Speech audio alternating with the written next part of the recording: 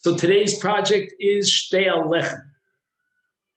Shtei Lechem is the unique carbon of Chag HaShavuos, and as opposed to Omer, which we spoke about the Minchas Omer the last few days, and the Omer is coming from Siorim, Shtei Lechem comes from Chita. And not only that, it's chametz, and that's based on the pasuk in Parshas Emor. It says chametz te'afenu, so we bake it chametz. And we're going to start with soles of chitim, refined wheat flour, and we're bringing together with these two lechamim, which we'll see in a minute are not burnt on the mizbeach. We're going to bring a whole slew of attendant karbanos. Number one, har. Number two, elim, two elim. Number three, shiva kvasim. All of the above are a carbon ola. Number two, we need a chatos. That's going to be a sa'ir. And then we need a shlomim. Now, this last piece of the puzzle is one of the most fascinating sugyas in Shas. We're not going to cover it today. And that is what we call shlomim that are kodshim because it's a carbon tzibur. Basically, if not for Chag HaShavuos, the following statement would be absolutely correct. There ain't no such thing as a carbon shlomim on behalf of the tzibur. Carbon shlomim is always a carbon yachid. The exception to the rule is Shalmei Sibur, which is Kivsei Atzeres, Atzeres meaning Shavuos. And these are the two kvasim that are brought as a carbon shlomim to accompany the Shtei Lechem on Chag HaShavuos. And we're going to have a long discussion today about the relationship between these Kivsei Atzeres and the Shtei Lechem. They work together in a very intimate way. And it could very well be that in the absence of Kivsei Atzeres, there ain't no such thing as Shtei Lechem. The Kivsei Atzeres give a certain power into the Shtei Lechem.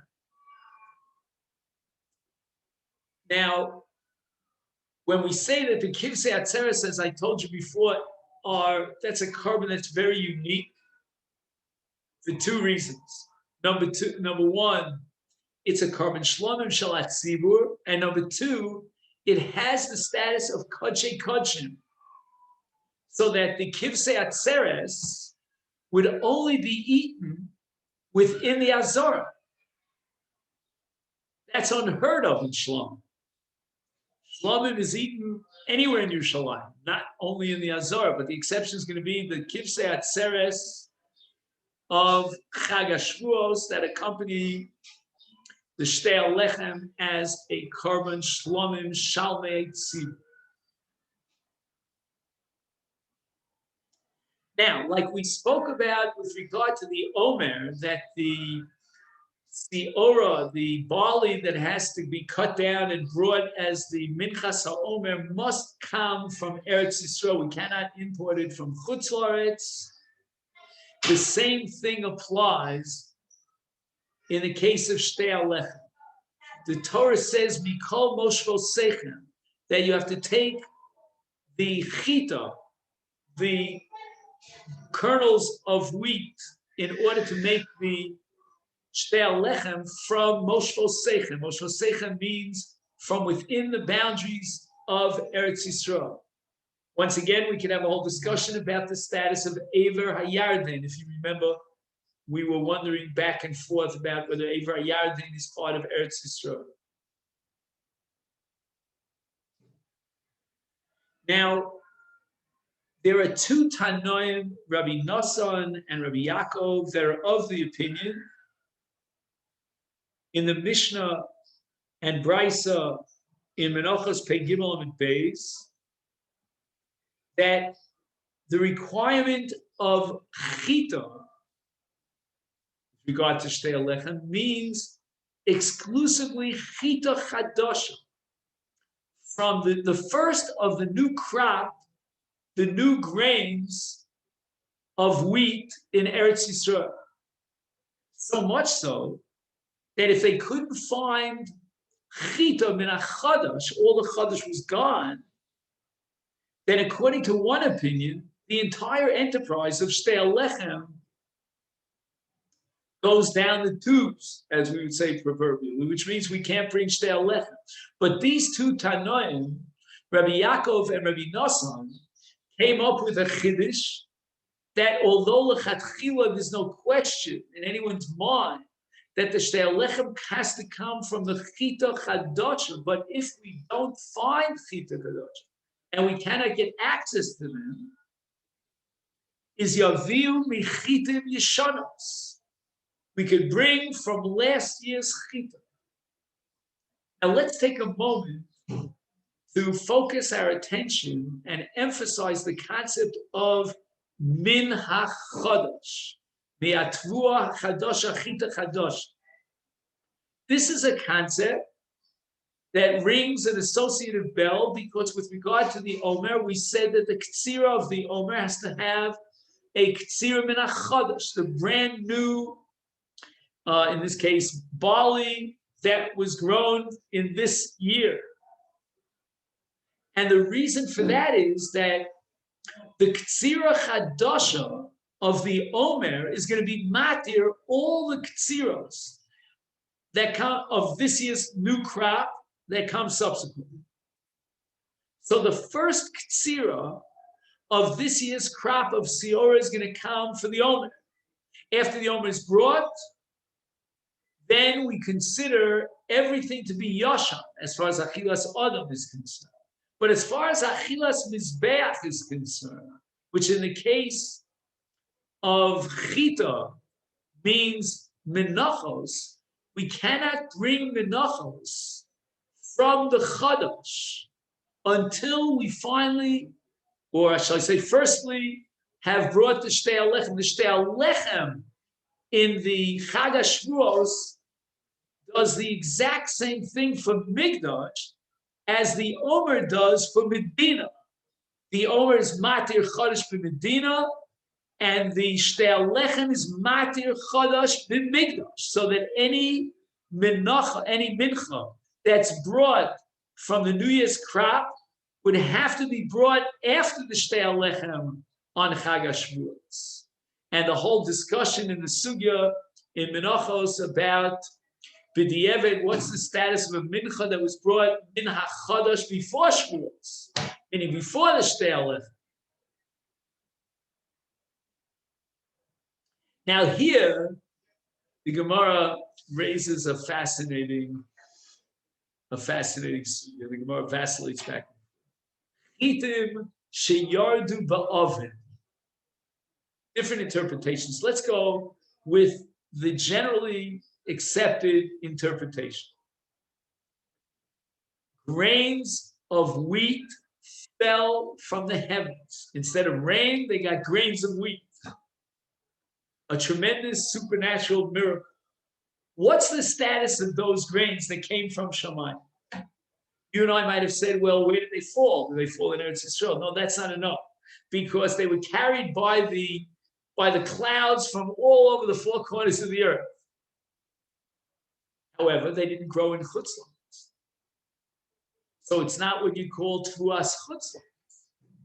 Did they grow in Eretz Yisrael? Can you call tvuas Eretz Yisrael? No, you can't call tvuas Eretz Yisrael either, because they never grew from the ground of Eretz Yisrael. So we have now an entity that's neither tvuas chutzlaretz nor tvuas Eretz Yisrael. When the Torah says that Shtei HaLechem has to be brought from Chadash, does it mean, I'm sorry, start again. When the Torah says that Shtei HaLechem has to be brought from Eretz Yisrael, what does it mean? Does it mean that the Chitim nurtured from the ground of Eretz Yisrael? Or does it mean that it can't be, it's disqualified if it nurtured from the ground in Chutz La'aretz?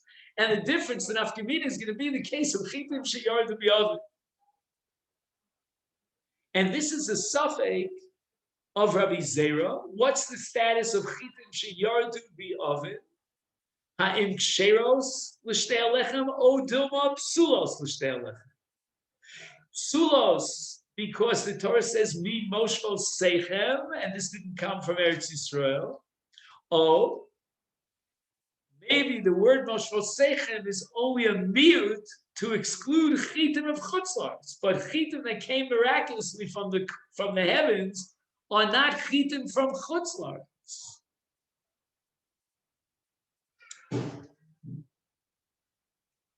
And now he quotes a shita of some Rishonim. Hakavana li'ovim shebolu bi'okainus sfina molea chita v'achakach. Oh man, this is wild. There was a ship at sea in the Atlantic Ocean, and the ship went down.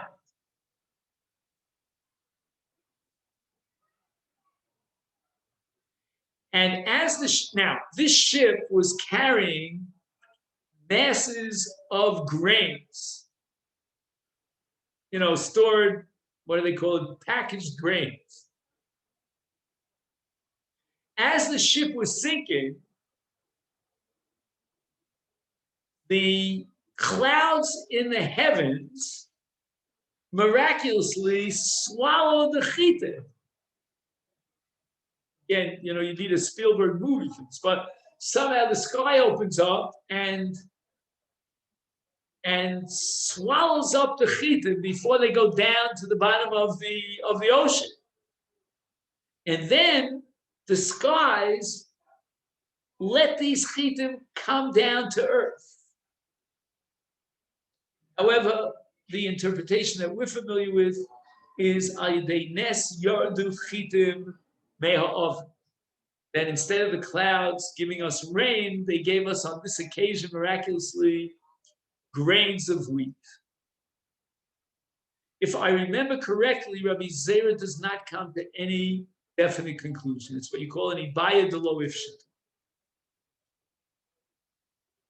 Now we go on to speak about how do we create step by step the Shtei HaLechem, called Seder Asiyos.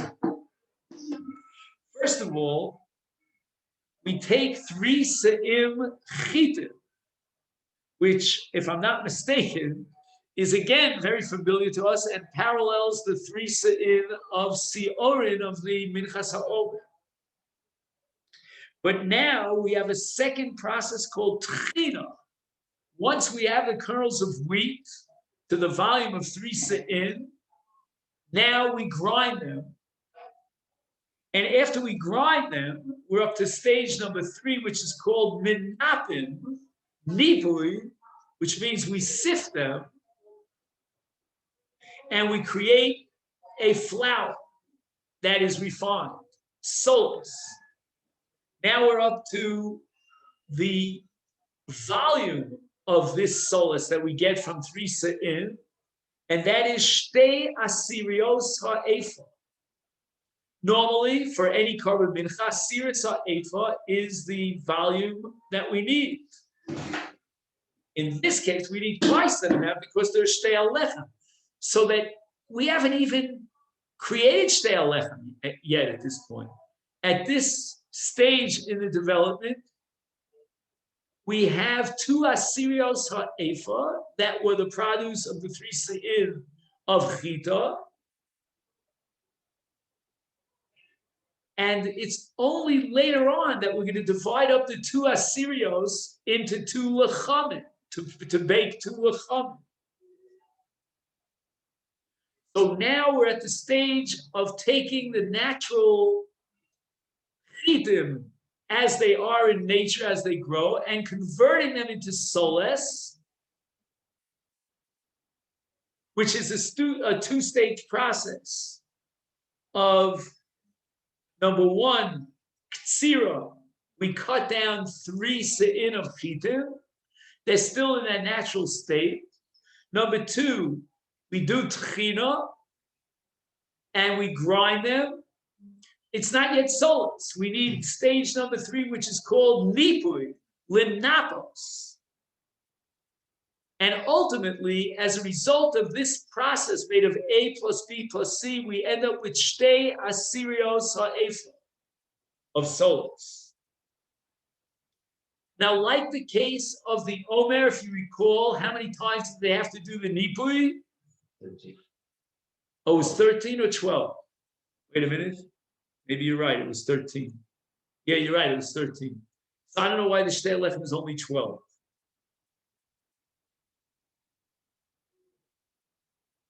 Okay, that he doesn't give you any insight into this. So 12 times over, they will do the sifting process. Now we're ready to take the two esronios, right, asirios haifa, and split them into two. And each asiris haifa is going to be baked separately to create one of the, respectively, one of the two lachmei she'elef. Now we spoke about the Omer, and we said that Ktziras HaOmer overrides the Shabbos. However, with regard to Shtei Lechem, there's no overriding the Shabbos and not Yom Tov. And therefore, the entire process has to be concluded on Erev Shavuos. Let's assume that Erev Shavuos is on a weekday. I think this year, Erev Shavuos is on Shabbos. Correct me if I'm wrong. Anybody have a calendar? I mean, I would ask these gentlemen, but all I see is faces. I don't even know if it's just pictures. I don't even know if they're there. You think they are there? I'm here. Who's that? Don? Yes. Don is there. I'm excited, Don. Because in your picture, Ben's there. You're a handsome guy, but you're a little bit frozen, if you know what I mean. I don't have a camera. Don, we're going to make a collection for you. Okay? No, I'll be buying a new computer soon, so then you'll see my handsome face. All right. Now, it could be that Ben is here too. I don't know. Again, he's quite frozen. But what we have here is, if I'm not mistaken, that Erev Shavuos this year is on Shabbos. Please check me out on that, because I'm curious to know when is Shavuos. Maybe Shavuos. I think it's Erev Shavuos is Sunday. Sunday. Oh, Shavuos on a Monday. I think so. I'm going to double check it, but I'm Yeah, pretty yeah, sure. I think you're right. I jumped the gun. So let's assume that in another case, not this year, Shavuos is on Shabbos. So we now have to prepare the Shtei Lechem. Shtei Lechem doesn't override the Shabbos. So we're going to have to prepare in a case where Motzei Shabbos Sunday is Shavuos. We're going to have to already finish with all the preparation of the Shtei Lechem on Friday, 2 days before Shavuos. Because Friday night Shabbos is Erev Shavuos. And this is a Mishnah in Masechta Menachos that requires the afiyah, the baking of the Shtei Lechem before Chag HaShavuos, and certainly not on Shabbos.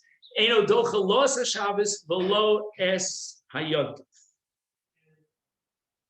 Now, what did these lechamim look like? I wish I had a picture. I don't have one here. Maybe you can send one over the Zoom if you can. But in words, he describes it the following. The length of the lechem, like you buy a baguette, what's the length of it, is shiva tfachim.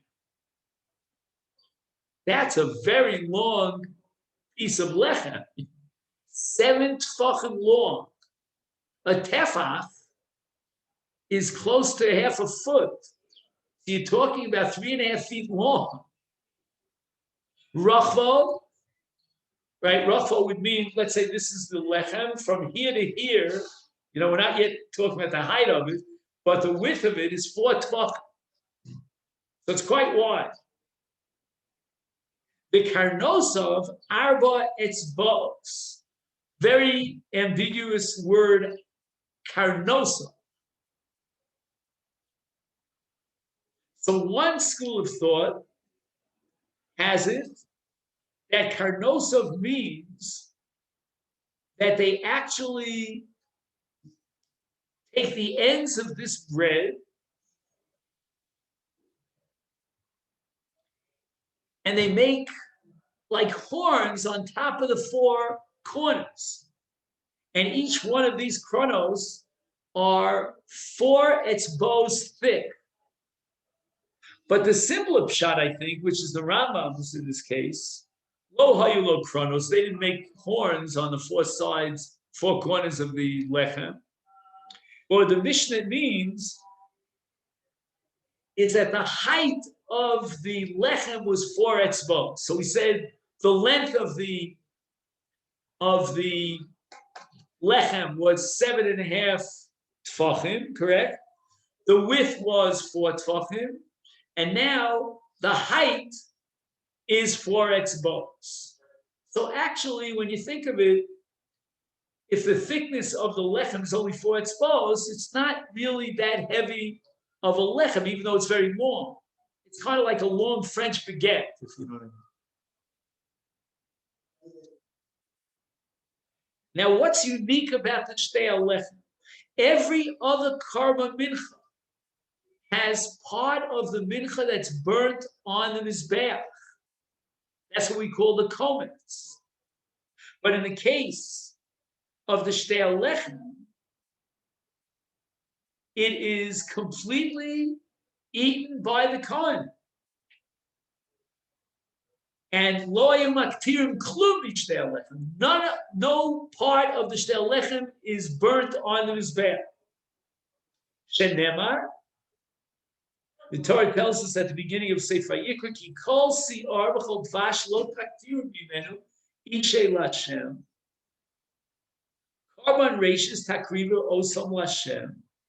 But v'el ha-mizbech lo yalu l'reach nichot. Meaning that since the Shtei HaLechem is chametz, as the Torah explicitly says, chametz te'afena, it cannot be brought on the mizbeach. We don't burn chametz on the mizbeach. The Torah gave us a lav, kol si'ar lo saktir b'menu. And the Torah goes out of its way to mention the carbon reishis and says, el ha-mizbeach lo yalu l'reach nichot. So there's no reach nichot from the Shtei HaLechem. Again, I'm not so worried about that because there's so many other karbanos that are brought together with the Shtei HaLechem that HaKadosh Baruch will be satisfied with that reich nichol, but not for the Shtei HaLechem. And who gets the Shtei HaLechem? Which kohen will eat the Shtei HaLechem? I'm not a kohen, Don. You're a kohen. I would pay, I don't know how much money to eat the Shtei HaLechem. It's a carbon that's brought once a year. It's the reishis. It's got all these complicated dinim about how you prepare it, stage 1, stage 2. It's got a beautiful shape. I'm volunteering if I only was a kohen. Maybe I can pay a Reform rabbi, it's the whole story. However, the Kohen Gadol takes away one of the lechem. You're left with one lechem to be divided amongst the Kohen. Hasheni mischalek l'shar haKohen.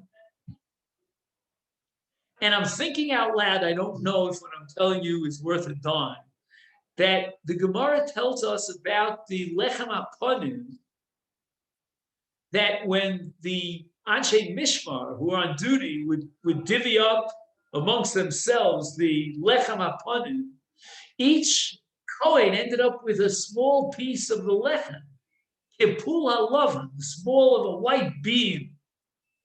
And yet the Gemara says it was an amazing miracle. Every Kohen felt satiated. I don't know if the same thing applies to the Shtei HaLechem. Kohen Gadol takes away one lechem. Even though there's one cheated Tanoim that the Kohen Gadol can never demand 50%. He has to be humble and always demand less than 50%. But in this case, there's Shtei HaLechem. If the Kohen Gadol would get less than 50%, they would have to break one of the lechamim into pieces. And we don't do that for the Kohen Gadol. It's not covered for the Kohen Gadol to get a slice of bread. Lo haisa b'shtei halechem hagasha right? Hagosha usually means that we bring it towards the Mizbeach, but there's no Haktar al Gabi Mizbeach, lo El Mizbeach lo Yalu, El Tnufa Bilvat. One dimension of Kodshim that we have as a kiyum, even in Shtei HaLechem is Tnufa, where we wave it towards each direction. Remember, I told you that of all that whole list of karbanos that accompany the Shtei HaLechem, we have to focus our attention with an emphasis on the Kivsei Atzeres, those two kvasim, which are shlomim. They have a tremendous impact on the Shtei HaLechem and vice versa, the Shtei HaLechem on the kvasim.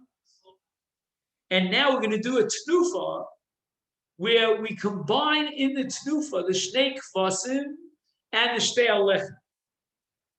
Bi'odam chayim. Again, these little sheep, little lambs, they're alive, and we're waving them. There's a second tnufa, round number 2 for the Shtei HaLechem, with what's called chaza v'shok. That means these kvasim are kodshei kodshim. None of them, no part of the shnei kvasim could be eaten by a bailim, like in any shlomim. I can bring korban shlomim, I'm going to eat the basar, but not in the case of kivsei atzeres, because those are kodshei kodshim, can only be eaten by the kohanim. And what do we give to the kohanim? We're going to give them chaz v'shok. When we give them chaz v'shok, there's a halach of tnufa. And now we're going to integrate the tnufa of the chaz and the shok of the shtei kivsei atzeres together with the Shtei HaLechem for a second round of tnufa. So round number 1 of tnufa is while the kvasim are alive, and round number 2 is when we do the tnufa on the chaz v'shok after the avodas hakarban of the kivsei atzeres.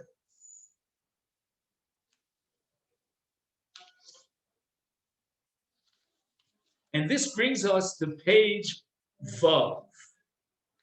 But we're running out of time. Let's see if we can just hop right another couple of minutes here. And maybe we can finish the Shtei HaLechem. Shnei lecham ma'akvim zeh. The Mishnah establishes that it's 2 or bust. If you only have 1 lechem, it's not worth your time. It's not an enterprise. It's not an entity of Shtei HaLechem. However, what happens with regard to the kivsei atzeres? If the kivsei atzeres are gone, can we still maintain the Shtei HaLechem? And here we have a machlokas tanon. Rabbi Akiva goes on record as saying that the Shtei HaLechem can exist on their own without the kivsei atzeres.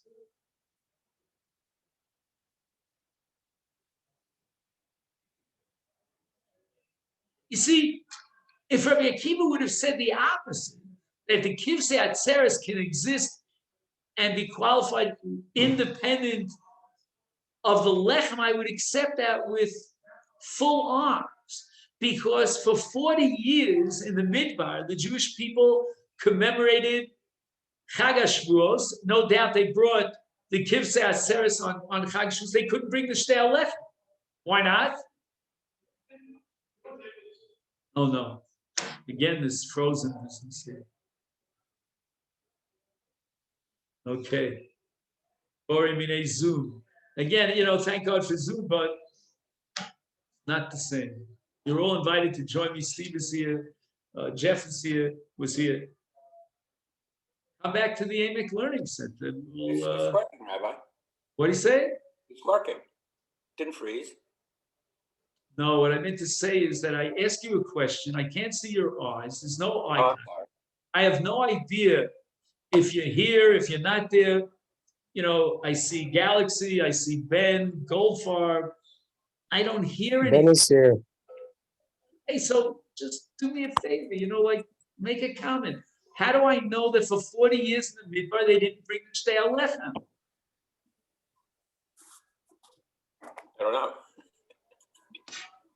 Steve. Shtei HaLechem has to be brought from where? From Eretz Yisrael. From Eretz Yisrael. They were in the Midbar. Ribono Shalom. I love the midbar, big fan of the midbar, you know what I'm saying? We got man, that was lechem shenofel b'oven, that was the miracle of lechem from Shemayim. But they didn't have lechem that grew on the ground. If it grew on the ground, it was chutz la'aretz. With all the respect to the Mishkan was in chutz la'aretz. So for 40 years, they brought the kivsei atzeres without the lechem. So I understand that kivsei atzeres are independent of lechem, but Rabbi Akiva goes the other way around. And he says that the shtei lechem could exist even without the shnei kivsei atzeres. That's pretty rare. Lidas Rabbi Akiva, kivsei shlomim haboyim alechem eino ma'akim misalechem. The afim lo hevius akvasim. They're going to do hanofa on the lechem. Again, they can't eat the lechem. Everybody agrees. That's not a machlokas. It's unanimous that without the kivsei atzeres, you can't eat the shtei lechem. The kivsei atzeres is matir the achila of the shtei lechem. But Rabbi Akiva says, okay, we won't eat the shtei lechem. We'll figure out what to do with it, Yaber Tzura maybe.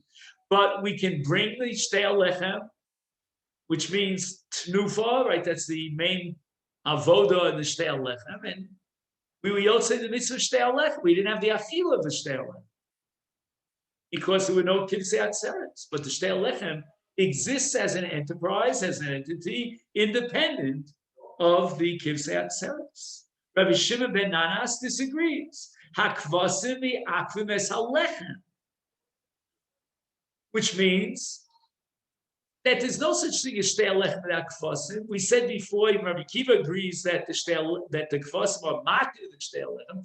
If you have shtei lechem, you can't even be matir them because you don't have shnei kvasim. Then the whole entity, the whole enterprise of shtei lechem goes down the tubes. But I agree, says Rabbi Shimon says Rabbi Shimon ben Nanas, in the opposite direction. Eina lechem v'akev es hakvasim. There is shtei kvasim even without the shtei lechem. Like for the 40 years they were in the midbar. The Af Rabbi Shimon. Now we have another Tana. Let's not confuse him with Rabbi Shimon ben Nanas. His name was Rabbi Shimon. Sover kaf ach mikam achir. He says he agrees to Rabbi Shimon ben Nanas that you can have shtei kvasim without the shtei lechem. Shakvasim yecholim lahatir es atzman. This is where we're going to conclude for today, because I'm going to need a lot of work to figure this out. What he's saying, Rabbi Shimon, is I don't need the shtei lechem to be matir kvasim. It's a one-way street. I need the shtei kvasim to be matir the shtei lechem, but I don't need the shtei lechem to be matir the shtei kvasim. The shtei kvasim are an independent entity of a carbon shlamim shel tzibur that has its own inherent status, and they're matir themselves, like any other carbon is matir itself, with the exception perhaps of lachmei toda, but that's a different story. Okay, then, so let's make a note of where we got up to. And Emir Hashem will finish this up. I thought maybe we could finish it up today, but I see it's going to take another 15 minutes.